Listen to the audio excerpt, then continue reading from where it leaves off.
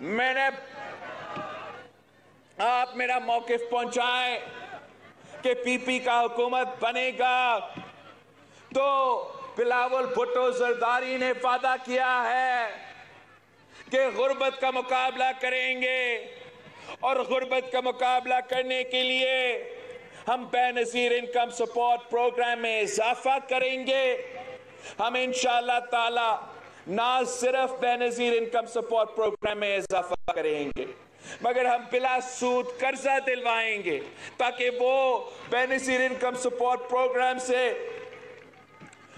جن کو فائدہ مل رہا ہے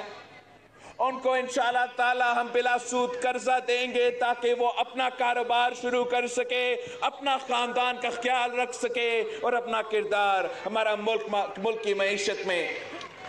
ادا کر سکے۔ ہم نے اگر خواتین کے لیے بے نظیر انکم سپورٹ پروگرام لے کر آئے ہیں تو آپ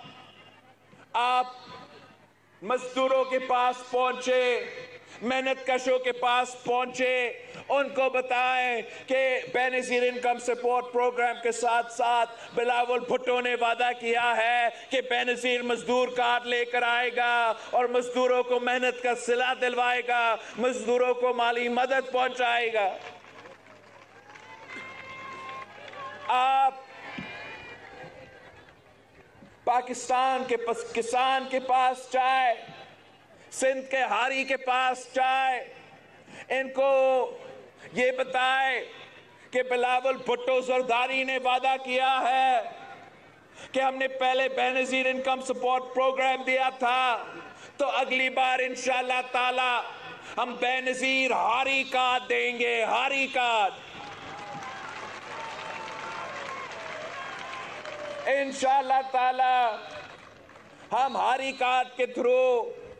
پاکستان کے کسان کے جیب میں پیسہ دلوائیں گے، مالی مدد پہنچائیں گے۔ ڈی اے پی پہ اگر ہم نے آپ کو مالی مدد دینا ہے تو اس کارڈ کے تھرو، اگر ہم نے بیج آپ کو پہنچانا ہے تو انشاءاللہ تعالی اس کارڈ کے تھرو آپ پاکستان کے چھوٹے کسان کو، پاکستان کا ہاری کو بتائے کہ اس کارڈ کے تھرو انشاءاللہ تعالی بلاول بھٹو زرداری آپ کا فصل کا انشورنس کروائے گا تاکہ اگلی بار اگر قدرتی آفت ہو تو آپ کو نقصان نہ اٹھانا پڑے۔ آپ کا انشاءاللہ تعالی ہاری کارڈ سے ہم آپ کو انشور کروائیں گے۔ آپ نوجوانوں کو بتائیں،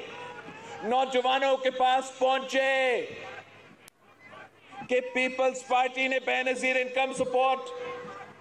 شروع کیا تھا، اگلی بار نوجوانوں کے لیے یوتھ کارڈ لے کر آئیں گے،